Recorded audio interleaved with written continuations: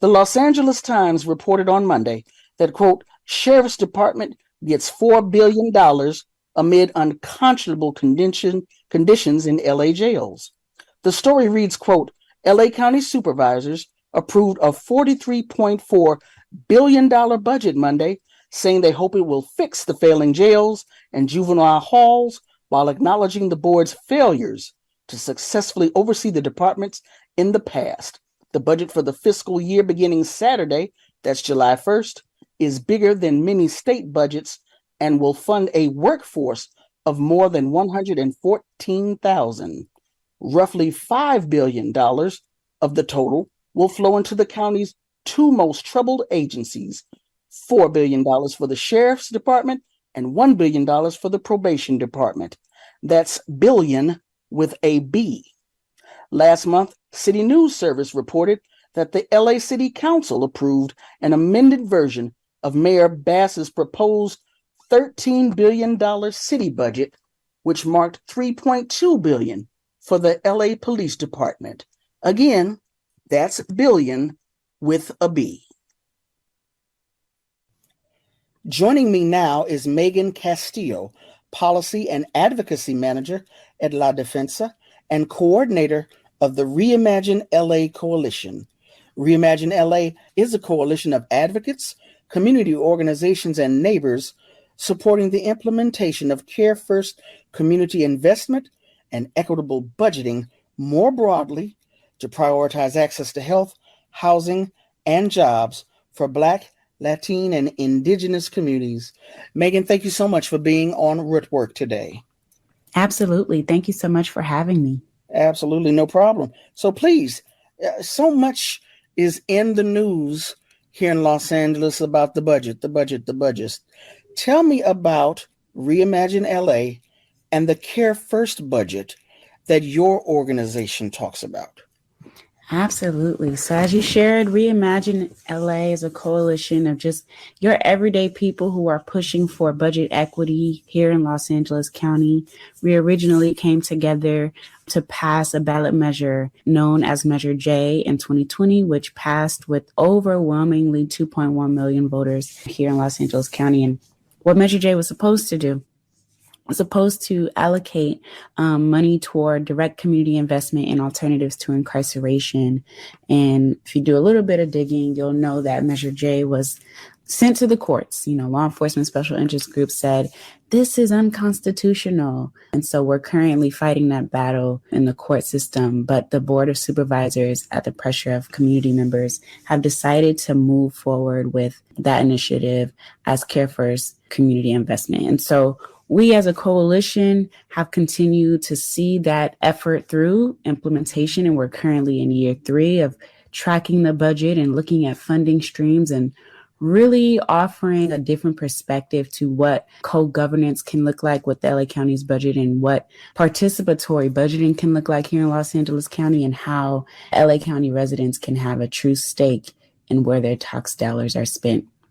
And so we recently issued a Care First budget report ahead of the budget hearings recently, and you can check that budget report out at reimagine.la/budget, in which we break down some of the pitfalls of the LA County's budget, which includes some $10 billion going toward law enforcement, and which we know is not enough, right? Not enough to really look at what's happening on the ground. If we want to right size our budget and we want to actually put care first, that means that we need to be investing money into housing, money into mental health services, money into youth services and education, and not $10 billion toward law enforcement.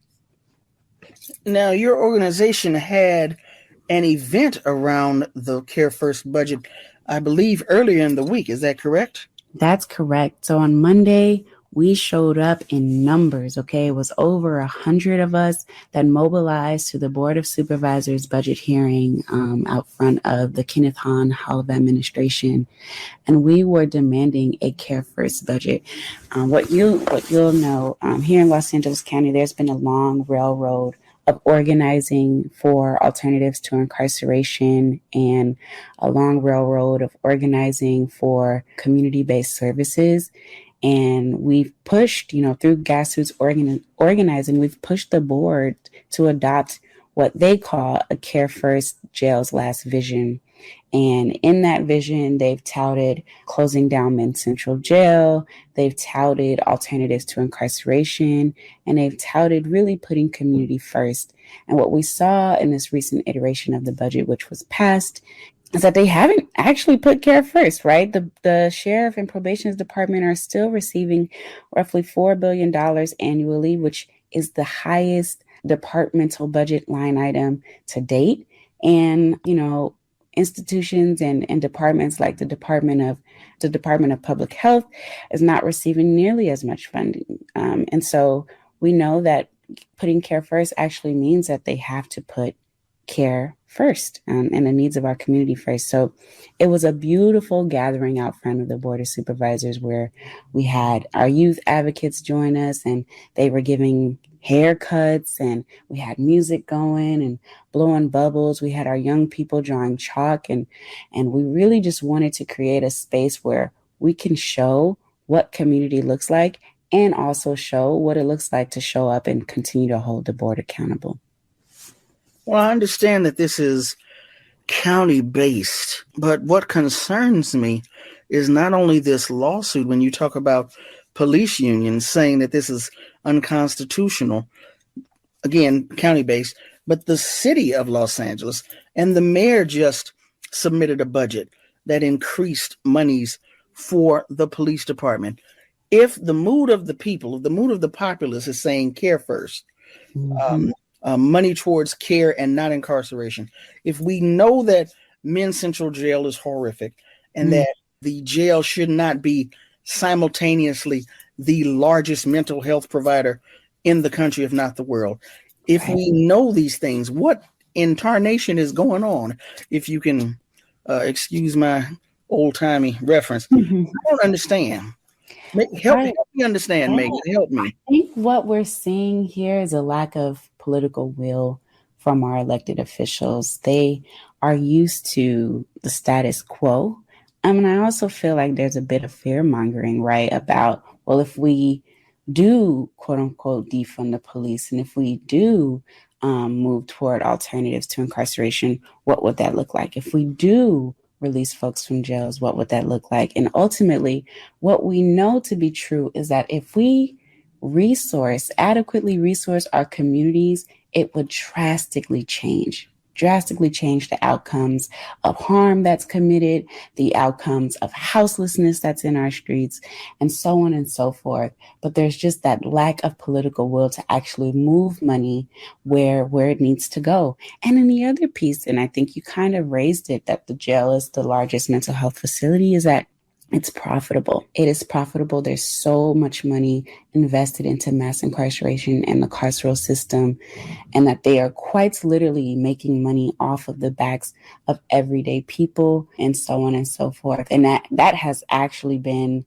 the fabric that is woven into the fabric of our nation. And so this is just a continuation and a derivative of what this nation was built on.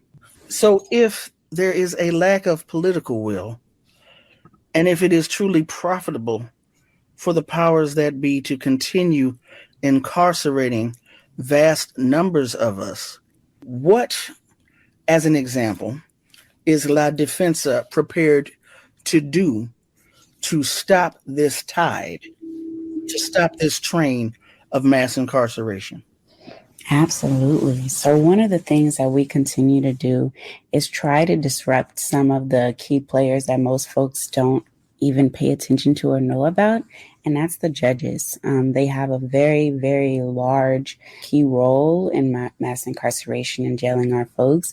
And I don't know about you, but there was a time when I would go to the ballot box and I would not know which judge to vote for. And so we are doing the work now to currently raise awareness about which judges we might want to might want to cast our votes for as a means of harm reduction. Because at the end of the day, if you have a judge in office that believes in alternatives to incarceration and believes in the humanity of our people, they're less likely to say, I'm going to put so and so in jail or give them jail time and et cetera, et cetera. And as a result of our hard work and as the work continues, we have actually elected the first public defender here in Los Angeles County, which is really, really exciting work.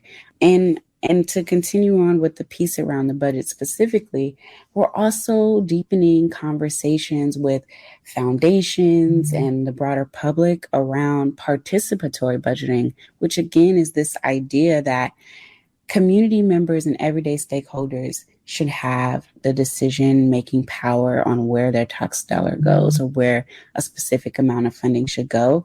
And those conversations and that political education is constantly happening, and it's happening on a continuum. And I'm grateful. I'm grateful for it. I'm super excited about it. We're going to be launching our first ever participatory budgeting pilot program with the Reimagine LA Coalition, and we're looking to build that muscle within Supervisorial District 2 as a starting place, and just continuing to grow that work and to build the base that we need to help get us free. Okay. So going back to political will, I know that on the County Board of Supervisors, Holly Mitchell has always seemed to be very attentive, very compassionate, very progressive. I know that Janice Hahn, who I believe is County Board of Supervisors board chair, is that correct? That's correct. I know that her father, Kenneth Hahn, Los Angeles County Supervisor for several decades, always seemed to be very progressive and very receptive to the desires and needs of the Black community here in Los Angeles. But it troubles me when you say that there's a lack of political will. Can you tell me if you don't mind, in La Defensa and Reimagine LA's opinion, who are the problem people on the LA County Board of Supervisors, if you wouldn't mind saying? I think it's the system on the whole. As much as we'd like to believe that, Supervisor Hahn is progressive and Supervisor Mitchell is progressive, I think we have to continue to hold them accountable because they are elected officials, right? Likewise with Supervisor Horvath and so on and so forth. They are elected officials and they ultimately are beholden to the system at hand. And it is the work of the people and the will of the people that will continue to push them, push the needle in the direction that it should go. And they are beholden to the people. They are beholden to their constituents. And so it's not by accident that they have touted a Care First Jail's last vision that ultimately is the result of the work of grassroots organizing and decades-long work. It's not, by accident that they are being forced to be reckoned with closing down Mission Central Jail. That's absolutely the work of the people. And it's going to continue to be the will and the work of the people to push them forward. It's no one supervisor that will usher us toward freedom. It has to be the collective. And until we see, the fruits of our labors and until we see them actually right-size the budget, we can't let up and we can't let our foot off the gas on the pedal. So you're saying that it's, even though the people have to hold specific elected officials responsible, you're saying that it's the system that is the problem. What exactly do you mean by that? The system, when I refer to the system, I'm talking about white supremacist, capitalistic, heteronormative patriarchy that really is deep-seated. Whoa. That's a lot. That's a lot going on. I'm just talking about the LA County Board of Supervisors. Oh, but you can't be mistaken that is absolutely in every aspect of our lives, and it permeates every aspect of our lives. Again, this comes by way in which this nation was built. That's how law enforcement continues to rear its ugly head in our lives. That's how we have, it's not by accident that we have, the largest population of Black folks unhoused in Los Angeles County, and so on and so forth. Like they are not without having experiences and intrinsic nature of white supremacist, heteronormative, patriarchal values. You know what I mean? That is something that we all have to contend with. And that's what I mean when I say the system. It's much bigger than any one board of supervisor or any one member of the board. It really is something that we have to work to undo, literally in every aspect of our lives. I'm speaking with Megan Castillo, Policy and Advocacy Manager at La Defensa and coordinator of the Reimagine LA Coalition.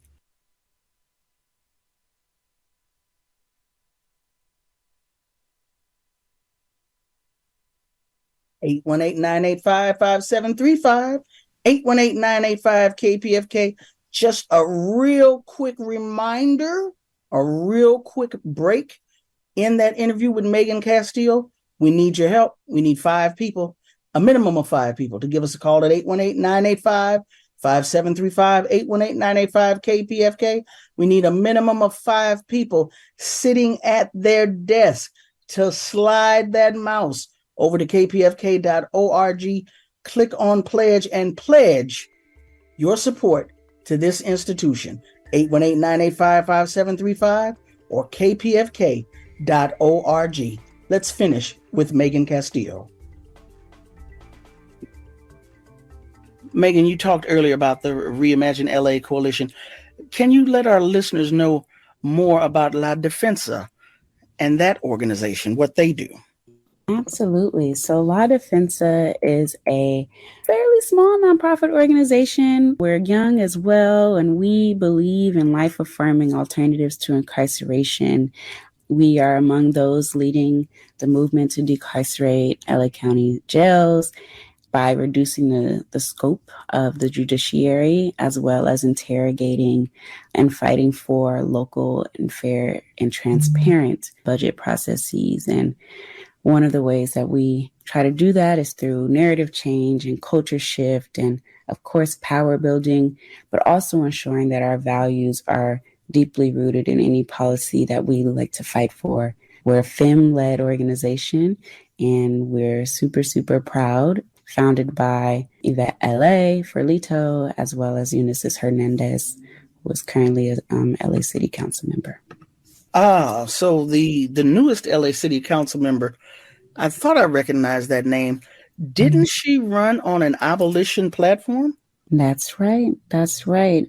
Eunices did run on a abolitionist platform, one in which she vowed not to take any funding from law enforcement, and, one that really centers her values.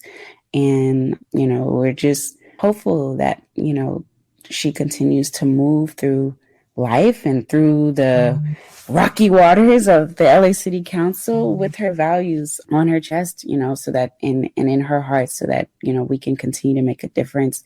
It really is an inside outside game, and just excited about all the things that she's going to do in her district.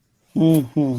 The Care First budget that Reimagine LA put forth, there was a detailed report that was actually released last month. Earlier this week, you had a demonstration at the County Board of Supervisors. Can you go into just a little bit more detail about what the budget talks about? Just a little bit more. Yeah, so our report, our Care First budget report and the budget talks about how we're pushing for the county to reduce investment in law enforcement and scale up investment in non-law enforcement responses to crises and community needs. It talks about, making the promise of youth justice reimagined very, very real, and ultimately pushing the board to stop investing in failed detention and supervision for our young folks.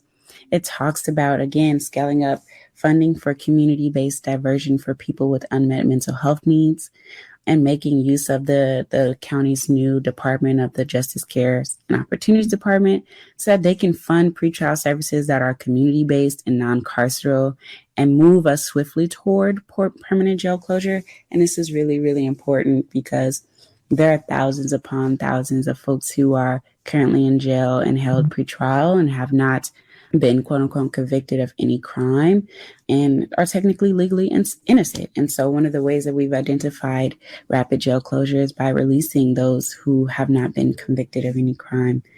The budget report also talks about investing fully in Care First community investment and funding streams such as AB 109 and a public safety realignment funding stream there. It talks about centering gender justice in all of the funding streams within LA County.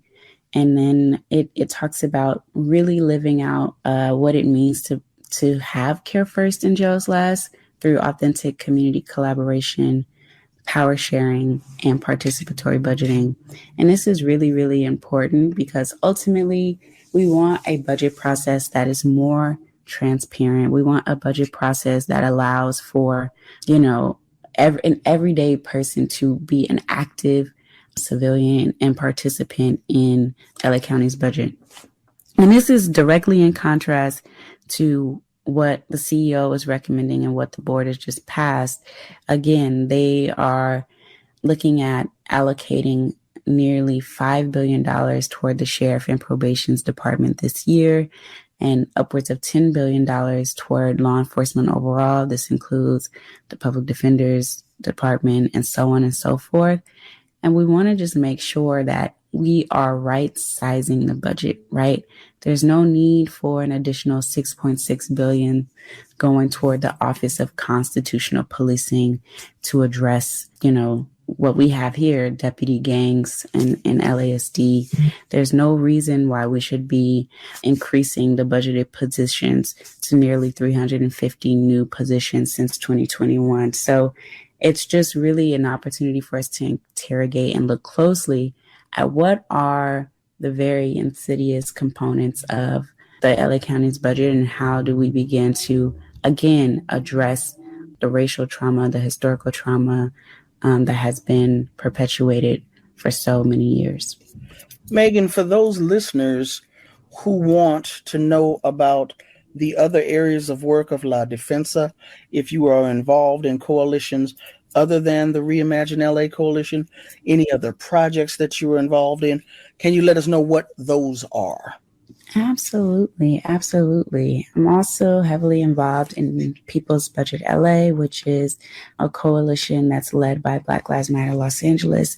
And that specifically looks at LA City's budget. So if you want to get involved with LA City budgeting, that's a unique way to do so. They are also pushing for participatory budgeting. But if you would like to get involved with the Reimagine LA Coalition, which again is looking at work at the county level, you can follow us at reimagine.la on our website and reimagine_LA on Twitter and Instagram. And if you're interested in looking at statewide budget advocacy, you can tap in with Budget to Save Lives, which is a coalition that the Reimagine LA Coalition is also a part of that looks at statewide budget advocacy and a just transition for all of California. I believe you are involved in an activity coming up tonight, Thursday. Is that correct? That's right. This evening, we will be hosting a Court Watch launch party. This will be a fundraiser that will be held at Los Angeles River Center and Gardens from 6 p.m. till 9 p.m., I believe. And we'll be fundraising to really help support the work of La Defensa, to support our PAC work, to support our Court Watch program, which will be launching. Again, as shared earlier, we are really engaged at holding our judiciary council accountable and looking at, how do we make sure that we have judges who are more likely to be aligned with the work to implement alternatives to incarceration here in Los Angeles County. We're hoping to expand that nationwide, but join us this evening at 6 p.m. at the Los Angeles River Center and Gardens at 570 West Avenue, Los Angeles, California. And we look forward to seeing you all there. Megan Castillo, the Policy and Advocacy Manager at La Defensa and coordinator of the Reimagine LA Coalition. Can you give our listeners one more time the website address and any social media info you have if they want to keep up with the work that you all are doing? You can follow the work of La Defensa at ladefensa.org. You can follow the work of the Reimagine LA Coalition at reimagine.la. Follow us on Instagram at reimagine_LA. at Twitter and Instagram, as well as La Defensa on Twitter and Instagram. And we look forward to pulling you all in and to keeping you all engaged on what's happening here on the ground in Los Angeles. Thank you so much, Megan, for being on the show today.